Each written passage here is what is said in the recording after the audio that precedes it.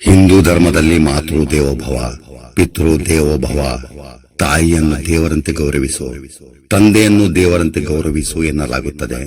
ಇಸ್ಲಾಂ ಧರ್ಮದಲ್ಲಿ ತಾಯಿಯ ಪಾದದ ಕೆಳಗೆ ಸ್ವರ್ಗವಿದೆ, ತಾಯಿಯ ಹಾಲಿನ ಋಣ ತೀರಿಸಲಾಗುವುದಿಲ್ಲ ಎನ್ನಲಾಗುತ್ತದೆ. ಕ್ರೈಸ್ತ ಧರ್ಮದಲ್ಲಿ ತಂದೆ ತಾಯಿಯನ್ನು ಗೌರವಿಸು, ಇದು ಕರ್ತನ ಆಜ್ಞೆಯಾಗಿದೆ. ತಂದೆ ತಾಯಿಯನ್ನು ಗೌರವಿಸುವುದು ಕರ್ತನ ಮೊದಲ ಆಜ್ಞೆಯಾಗಿದೆ ಎನ್ನಲಾಗುತ್ತದೆ. ಬನ್ನಿ ತಿಳಿಯೋಣ ಹಿಂದೂ, ಮುಸ್ಲಿಂ ಮತ್ತು ಕ್ರೈಸ್ತ ಧರ್ಮದಲ್ಲಿ ತಾಯಿಯ ಸ್ಥಾನ ಏನು ಎಂದು. ಬಿಸ್ಮಿಲ್ಲಾಹಿರ್ ರಹಮಾನಿರ್ ರಹೀಮ್. ಸ್ನೇಹಿತರೆ, ಈ ಜಗತ್ತಿನಲ್ಲಿ ಮನುಷ್ಯನಿಗೆ ಮೊದಲ ಪ್ರೀತಿ, ಮೊದಲ ಗುರು, ಮೊದಲ ರಕ್ಷಕಿ ಯಾರು? ಒಬ್ಬ ಮನುಷ್ಯ ಈ ಜಗತ್ತಿನಲ್ಲಿ ಕಣ್ಣು ತೆರೆದ ತಕ್ಷಣ ಮೊದಲು ನೋಡುವ ಮುಖ ಯಾರದ್ದು? ಮೊದಲ ಬಾರಿಗೆ ತನ್ನ ಹೆಸರನ್ನು ಕೇಳುವ ಮುಂಚೆ ಕೇಳುವ ಧ್ವನಿ ಯಾರದ್ದು? ಅವರೇ ತಾಯಿ. ಹಸಿವಾದಾಗ ಆಹಾರ ಕೊಡುವವಳು, ಭಯವಾದಾಗ ಎದೆಗೆ ಹಚ್ಚಿಕೊಳ್ಳುವವಳು, ಅಳುವಾಗ ಕಣ್ಣೀರು ಒರೆಸುವವಳು, ಅನಾರೋಗ್ಯ ಬಂದಾಗ ರಾತ್ರಿ ನಿದ್ದೆ ಮಾಡದೆ ನಮ್ಮ ಪಕ್ಕದಲ್ಲಿ ಕುಳಿತುಕೊಳ್ಳುವವಳು, ಅವಳು ತಾಯಿ. ಆದ್ದರಿಂದಲೇ ಜಗತ್ತಿನ ಬಹುತೇಕ ಎಲ್ಲ ಧರ್ಮಗಳು ತಾಯಿಗೆ ಅತ್ಯುನ್ನತ ಸ್ಥಾನ ನೀಡಿವೆ.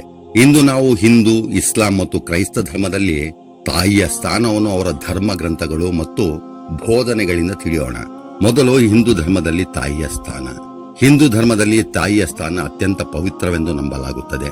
ಮಾತೃ ದೇವೋಭವ, ಪಿತೃ ದೇವೋಭವ. ತಾಯಿಯನ್ನು ದೇವರಂತೆ ಗೌರವಿಸು, ತಂದೆಯನ್ನು ದೇವರಂತೆ ಗೌರವಿಸು. ಇಲ್ಲಿ ತಾಯಿಗೆ ಮೊದಲ ಸ್ಥಾನ ನೀಡಲಾಗಿದೆ. ಹಿಂದೂ ಸಂಪ್ರದಾಯದಲ್ಲಿ ಮಗುವಿಗೆ ಮೊದಲ ಶಾಲೆ ಮನೆ, ತಾಯಿಯೇ ಮೊದಲ ಗುರು. ಏಕೆಂದರೆ ಮಾತನಾಡುವುದು, ನಡೆಯುವುದು, ಪ್ರಾರ್ಥನೆ, ಸಂಸ್ಕಾರ, ದಯೆ, ಪ್ರೀತಿ, ಹಿರಿಯರಿಗೆ ಗೌರವ ಇವೆಲ್ಲವನ್ನು ಮೊದಲು ಕಲಿಸುವವಳು ತಾಯಿಯೇ. ಆದ್ದರಿಂದ ತಾಯಿಯನ್ನು ಮೊದಲ ಗುರು ಎಂದು ಗೌರವಿಸುತ್ತಾರೆ. ರಾಮಾಯಣದಲ್ಲಿ ಶ್ರೀರಾಮನು ತನ್ನ ತಾಯಿ ಕೌಸಲ್ಯ ಅವರಿಗೆ ಅಪಾರ ಗೌರವ ತೋರಿಸುತ್ತಾರೆ. ಶ್ರೀರಾಮನಿಗೆ 14 ವರ್ಷಗಳ ವನವಾಸ ವಿಧಿಸಲ್ಪಟ್ಟಾಗ ಅವರು ಮೊದಲು ತಮ್ಮ ತಾಯಿ ಕೌಸಲ್ಯರ ಬಳಿಗೆ ಹೋಗಿ ಆಶೀರ್ವಾದ ಪಡೆದರು. ಕೌಸಲ್ಯಗೆ ಮಗನಿಂದ ದೂರವಾಗುವ ನೋವಿದ್ದರೂ ಧರ್ಮದ ಮಾರ್ಗವನ್ನು ಅನುಸರಿಸಲು ಮತ್ತು ಕರ್ತವ್ಯವನ್ನು ಪಾಲಿಸಲು ಶ್ರೀರಾಮನಿಗೆ ಆಶೀರ್ವಾದ ಮಾಡಿದರು. ಶ್ರೀರಾಮನು ತನ್ನ ತಾಯಿಯ ಮುಂದೆ ವಿನಯದಿಂದ ನಮಸ್ಕರಿಸಿ ಅವರ ಆಶೀರ್ವಾದವನ್ನು ಪಡೆದು ವನವಾಸಕ್ಕೆ ತೆರಳುತ್ತಾರೆ. ತಾಯಿಯ ಆಶೀರ್ವಾದ ಮತ್ತು ಹಿರಿಯರ ಗೌರವವು ಧರ್ಮದ ಒಂದು ಮುಖ್ಯ ಭಾಗವೆಂದು ಶ್ರೀರಾಮನು ತೋರಿಸಿಕೊಟ್ಟರು. ಮಹಾಭಾರತದಲ್ಲಿ ಕುಂತಿಯವರು ಅನೇಕ ಕಷ್ಟಗಳನ್ನು ಅನುಭವಿಸಿದರು. ತಮ್ಮ ಮಕ್ಕಳಿಗೆ ಧರ್ಮ, ಸತ್ಯ ಮತ್ತು ಧೈರ್ಯದ ಮಾರ್ಗವನ್ನು ಬೋಧಿಸಿದರು. ಕಾಡಿನ ಜೀವನ, ರಾಜ್ಯ ಕಳೆದುಕೊಂಡರು ಮತ್ತು ಅನೇಕ ಸಂಕಷ್ಟಗಳ ನಡುವೆಯೂ ತಾಯಿ ಕುಂತಿ ತನ್ನ ಮಕ್ಕಳನ್ನು ಒಗ್ಗಟ್ಟಿನಿಂದ ಇರಲು ಹೇಳಿದರು. ಆದ್ದರಿಂದಲೇ ತಾಯಿ ಕುಂತಿಯವರನ್ನು ತ್ಯಾಗ, ಸಹನೆ ಮತ್ತು ಮಾತೃತ್ವದ ಸಂಕೇತವಾಗಿದ್ದಾರೆ. ಹಿಂದೂ ಪುರಾಣಗಳಲ್ಲಿ ಶ್ರೀ ಗಣೇಶನು ತನ್ನ ತಾಯಿ ಮತ್ತು ತಂದೆಗೆ ಗೌರವ ತೋರಿಸಿದ ಘಟನೆ ಈ ರೀತಿ ಇದೆ. ಒಮ್ಮೆ ಲೋಕವನ್ನು ಮೊದಲು ಸುತ್ತಿ ಬರುವ ಸ್ಪರ್ಧೆ ನಡೆದಾಗ ಶ್ರೀ ಗಣೇಶನು ತನ್ನ ತಾಯಿ ತಂದೆಯನ್ನೇ 3 ಬಾರಿ ಪ್ರದಕ್ಷಿಣೆ ಹಾಕಿದರು. ನನಗೆ ತಾಯಿ ತಂದೆ ಇಡೀ ಜಗತ್ತು ಎಂದು ತಿಳಿಸಿದರು. ಈ ಘಟನೆಯ ಮೂಲಕ ತಾಯಿ ತಂದೆಯ ಗೌರವ ಎಲ್ಲಾ ತೀರ್ಥಯಾತ್ರೆಗಳಿಗಿಂತಲೂ ಶ್ರೇಷ್ಠ ಎಂಬ ಸಂದೇಶವನ್ನು ನೀಡಿದರು. ಹಿಂದೂ ಸಂಪ್ರದಾಯದಂತೆ ಪಾರ್ವತಿ, ಲಕ್ಷ್ಮಿ, ಸರಸ್ವತಿ ದೇವಿಯರನ್ನು ಮಾತೃತ್ವ, ಕರುಣೆ ಮತ್ತು ಜ್ಞಾನದ ದೇವತೆಗಳು ಎನ್ನುತ್ತಾರೆ. ಇದು ತಾಯಿತನದ ವಿಶೇಷ ಗೌರವ. ಇದೇ ರೀತಿ ಭೂಮಿಯನ್ನು ಭೂಮಾತೆ, ಗಂಗೆಯನ್ನು ಗಂಗಾ ಮಾತೆ ಎಂದು ಗೌರವಿಸುತ್ತಾರೆ. ಹಿಂದೂ ಧರ್ಮದಲ್ಲಿ ತಾಯಿಯನ್ನು ಗೌರವದಿಂದ ನೋಡಬೇಕು.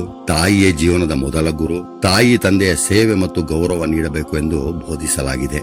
ಇಸ್ಲಾಂ ಧರ್ಮದಲ್ಲಿ ತಾಯಿಯ ಬಗ್ಗೆ ಕುರಾನ್ನಲ್ಲಿ ಅಲ್ಲಾಹ್ ಸುಬ್ಹಾನಹು ವ ತಆಲನ ಈ ರೀತಿ ಉಲ್ಲೇಖವಿದೆ: ಅಲ್ಲಾಹನನ್ನು ಹೊರತುಪಡಿಸಿ ಬೇರೆ ಯಾರನ್ನೂ ಆರಾಧಿಸಬೇಡಿ ಮತ್ತು ತಾಯಿ ತಂದೆಯರೊಂದಿಗೆ ಅತ್ಯುತ್ತಮವಾಗಿ ವರ್ತಿಸಬೇಕೆಂದು ಆದೇಶಿಸಿದ್ದಾನೆ.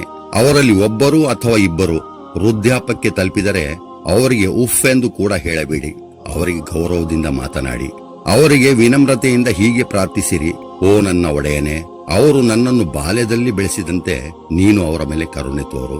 ಇಲ್ಲಿ ಗಮನಿಸಬೇಕಾದ ವಿಷಯ, ಅಲ್ಲಾಹ್ ಸುಬ್ಹಾನಹು ವ ತಆಲ ತಂದೆ ತಾಯಿಗೆ ಏರು ಧ್ವನಿಯಲ್ಲಿ ಮಾತನಾಡಬೇಡಿ ಅಥವಾ ಗದರಿಸಬೇಡಿ ಎಂದು ಹೇಳಲಿಲ್ಲ.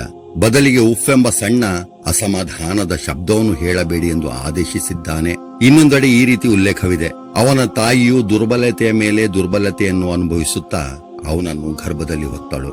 ಇದು ಕೇವಲ ಗರ್ಭಧಾರಣೆಯಲ್ಲ, ಬೆನ್ನು ನೋವು, ಹಸಿವಿನ ಬದಲಾವಣೆ, ನಿದ್ರಾಹೀನತೆ, ನಂತರ ಮಗುವಿನ ಆರೈಕೆ ಎಲ್ಲವನ್ನೂ ಅಲ್ಲಾಹ್ ಸುಬ್ಹಾನಹು ವ ತಆಲ ನೆನಪಿಸುತ್ತಾನೆ. ತಾಯಿಯ ತ್ಯಾಗವನ್ನು ಎಂದಿಗೂ ಮರೆಯಬೇಡಿ ಎಂದು ಹೇಳಲಾಗಿದೆ.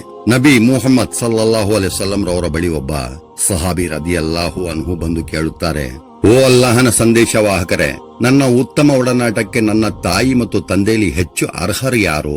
ನಬಿ ಸಲ್ಲಲ್ಲಾಹು ಅಲೈಹಿ ವಸಲ್ಲಂ ರವರು ಹೇಳಿದರು, ನಿನ್ನ ತಾಯಿ. ಅವರು ಮತ್ತೆ ಕೇಳಿದರು, ನಂತರ ಯಾರು? ಅವರು ಹೇಳಿದರು, ನಿನ್ನ ತಾಯಿ. ಮೂರನೇ ಬಾರಿ ಆ ಸಹಾಬಿ ಕೇಳಿದರು, ನಂತರ ಯಾರು? ನಬಿ ಸಲ್ಲಲ್ಲಾಹು ಅಲೈಹಿ ವಸಲ್ಲಂ ರವರು ಹೇಳಿದರು, ನಿನ್ನ ತಾಯಿ. ಆ ಸಹಾಬಿ ಮತ್ತೆ ಕೇಳಿದರು, ನಂತರ ಯಾರು?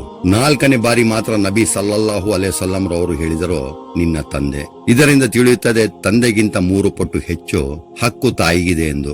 ನಬಿ ಮುಹಮ್ಮದ್ ಸಲ್ಲಲ್ಲಾಹು ಅಲೈಹಿ ವಸಲ್ಲಂ ರವರು ಹೇಳಿದರು, ಸ್ವರ್ಗವು ತಾಯಿಯ ಪಾದದ ಕೆಳಗಿದೆ. ಈ ಮಾತಿನ ಅರ್ಥ ತಾಯಿಯನ್ನು ಗೌರವಿಸುವುದು, ಅವಳ ಸೇವೆ ಮಾಡುವುದು ಮನುಷ್ಯನಿಗೆ ಅಲ್ಲಾಹನ ಸಂತೋಷ ಮತ್ತು ಸ್ವರ್ಗಕ್ಕೆ ಹೋಗುವ ದಾರಿ ಎಂದು ತಿಳಿಸಿದರು. ಇನ್ನೊಂದೆಡೆ ಒಬ್ಬ ವ್ಯಕ್ತಿ ಬಂದು ನಬಿ ಸಲ್ಲಲ್ಲಾಹು ಅಲೈಹಿ ವಸಲ್ಲಂ ರವರಿಗೆ ಕೇಳಿದನು, ಓ ಅಲ್ಲಾಹನ ಸಂದೇಶವಾಹಕರೇ, ನಾನು ನನ್ನ ತಾಯಿಯನ್ನು ಹೆಗಲ ಮೇಲೆ ಹೊತ್ತು ಹಜ್ ಮಾಡಿಸಿದ್ದೇನೆ. ನಾನು ನನ್ನ ತಾಯಿಯ ಹಾಲಿನ ಋಣವನ್ನು ತೀರಿಸಿದ್ದೇನೆ ಎಂದು ಕೇಳಿದನು.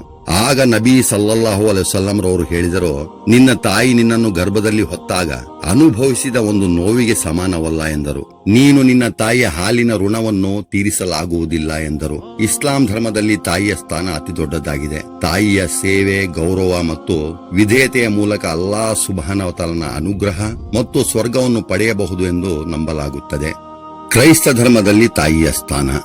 ಬೈಬಲ್ನ ಹಳೆ ಒಡಂಬಡಿಕೆಯಲ್ಲಿ ಈ ರೀತಿ ಉಲ್ಲೇಖವಿದೆ, ನಿನ್ನ ತಂದೆ ಮತ್ತು ತಾಯಿಯನ್ನು ಗೌರವಿಸು, ಆಗ ನಿನ್ನ ದೇವರಾದ ಕರ್ತನು ನಿನಗೆ ಕೊಡುವ ದೇಶದಲ್ಲಿ ನೀನು ದೀರ್ಘಾಯುಷ್ಯ ಹೊಂದುವಿ. ಇದು ಮುಶಿಯ ಮೂಲಕ ನೀಡಲಾದ 10 ಆಜ್ಞೆಗಳಲ್ಲಿ ಒಂದಾಗಿದೆ. ತಂದೆ ತಾಯಿಯನ್ನು ಗೌರವಿಸುವುದು ಕೇವಲ ಒಳ್ಳೆಯ ಗುಣವಲ್ಲ, ದೇವರ ಆಜ್ಞೆಯೂ ಆಗಿದೆ. ಹೊಸ ಒಡಂಬಡಿಕೆಯಲ್ಲಿ ಈ ರೀತಿ ಉಲ್ಲೇಖವಿದೆ, ಮಕ್ಕಳೇ, ನಿಮ್ಮ ತಂದೆ ತಾಯಿಗಳಿಗೆ ಕರ್ತನಲ್ಲಿ ವಿಧೇಯರಾಗಿರಿ, ಇದು ನ್ಯಾಯವಾದದ್ದು. ನಿನ್ನ ತಂದೆ ತಾಯಿಯನ್ನು ಗೌರವಿಸು ಎಂಬುದು ವಾಗ್ದಾನವಿರುವ ಮೊದಲ ಆಜ್ಞೆಯಾಗಿದೆ. ಕ್ರೈಸ್ತ ಧರ್ಮದಲ್ಲಿ ಮರಿಯಂ ಅವರಿಗೆ ವಿಶೇಷ ಗೌರವವಿದೆ. ಬೈಬಲ್ ಪ್ರಕಾರ ದೇವರು ಯೇಸುವಿನ ಜನನಕ್ಕಾಗಿ ಮರಿಯಂ ಅವರನ್ನು ಆಯ್ಕೆ ಮಾಡಿದನು. ಇದರಿಂದ ಮರಿಯಂ ಅವರು ದೇವರ ಯೋಜನೆಯಲ್ಲಿ ಪ್ರಮುಖ ಪಾತ್ರ ವಹಿಸಿದರೆಂದು ಕ್ರೈಸ್ತ ಸಂಪ್ರದಾಯ ತಿಳಿಸುತ್ತದೆ. ಯೇಸು ಕ್ರಿಸ್ತನು ಶಿಲುಬೆ ಮೇಲೆ ಇದ್ದಾಗ ತಮ್ಮ ತಾಯಿ ಮರಿಯಂ ಮತ್ತು ತಮ್ಮ ಶಿಷ್ಯನನ್ನು ನೋಡಿದರು. ಆಗ ಅವರ ತಾಯಿಯ ಆರೈಕೆಯ ಜವಾಬ್ದಾರಿಯನ್ನು ಆ ಶಿಷ್ಯನಿಗೆ ನೀಡಿದರು. ಯೇಸು ತಮ್ಮ ಕೊನೆಯ ಕ್ಷಣಗಳಲ್ಲಿಯೂ ತಾಯಿಯ ಸುರಕ್ಷತೆ ಮತ್ತು ಆರೈಕೆ ಬಗ್ಗೆ ಕಾಳಜಿ ತೋರಿದರು. ಕ್ರೈಸ್ತ ಧರ್ಮದಲ್ಲಿ ತಾಯಿ ಕೇವಲ ಮಗುವಿಗೆ ಜನ್ಮ ನೀಡುವವಳಲ್ಲ, ಅವಳು ಪ್ರೀತಿಯನ್ನು ಕಲಿಸುವವಳು, ಕ್ಷಮೆಯನ್ನು ಕಲಿಸುವವಳು, ನಂಬಿಕೆಯನ್ನು ಬೆಳೆಸುವವಳು. ಆದ್ದರಿಂದ ತಾಯಿಯ ಸ್ಥಾನವನ್ನು ಬಹಳ ಗೌರವದಿಂದ ನೋಡಲಾಗುತ್ತದೆ. ಇಂದು ನಿಮ್ಮ ತಾಯಿ ಜೀವಂತವಾಗಿದ್ದರೆ ಅವರಿಗೆ ಮಾತನಾಡಿ, ಅವರಿಗೆ ಸಮಯ ನೀಡಿ, ಏಕೆಂದರೆ ಒಂದು ದಿನ ಅವರ ಧ್ವನಿಯನ್ನು ಕೇಳಬೇಕೆಂದು ಹಾತೊರೆಯುವ ಸಮಯ ಬರಬಹುದು. ಆ ದಿನ ಬಂದ ಮೇಲೆ ಪಶ್ಚಾತ್ತಾಪ ಪಟ್ಟರೂ ಸಮಯ ಹಿಂದಿರುಗುವುದಿಲ್ಲ. ನಮ್ಮ ಜೀವನದಲ್ಲಿ ನಾವು ಅನೇಕ ಜನರನ್ನು ಭೇಟಿಯಾಗುತ್ತೇವೆ, ಆದರೆ ನಮ್ಮ ಸ್ಥಾನವನ್ನು ತುಂಬುವವರು ಸಿಗಬಹುದು. ತಾಯಿಯ ಸ್ಥಾನವನ್ನು ತುಂಬುವವರು ಯಾರೂ ಸಿಗುವುದಿಲ್ಲ. ಧರ್ಮಗಳು ವಿಭಿನ್ನವಾಗಿರಬಹುದು, ಆದರೆ ತಾಯಿಯ ಬಗ್ಗೆ ಅವುಗಳ ಸಂದೇಶ ಬಹುತೇಕ ಒಂದೇ ಆಗಿದೆ. ತಾಯಿಯ ಗೌರವ, ತಾಯಿಗೆ ನೋವು ಕೊಡಬೇಡಿ, ತಾಯಿಯ ಸೇವೆ ಮಾಡಿ, ತಾಯಿಯ ಆಶೀರ್ವಾದ ಪಡೆಯಿರಿ, ತಾಯಿಯ ತ್ಯಾಗ ಎಂದಿಗೂ ಮರೆಯಬೇಡಿ. ತಮಗೆ ನಿಮ್ಮ ತಾಯಿಯ ಬಗ್ಗೆ ಏನಾದರೂ ತಿಳಿಸುವುದಿದ್ದರೆ ಅಥವಾ ತಾಯಿಯ ಬಗ್ಗೆ ಏನಾದರೂ ಹೇಳುವುದಿದ್ದರೆ ನನಗೆ ಕಾಮೆಂಟ್ ಮಾಡಿ. ನನ್ನ ಚಾನೆಲ್ ಸಬ್ಸ್ಕ್ರೈಬ್ ಮಾಡಿ, ಲೈಕ್ ಮಾಡಿ, ಶೇರ್ ಮಾಡಿ. ಮುಂದಿನ ಸಂಚಿಕೆಯಲ್ಲಿ ಮತ್ತೆ ಭೇಟಿಯಾಗೋಣ. ಅಸ್ಸಲಾಮು ಅಲೈಕುಂ ವರಹಮತುಲ್ಲಾಹಿ ವಬರಕಾತಹು.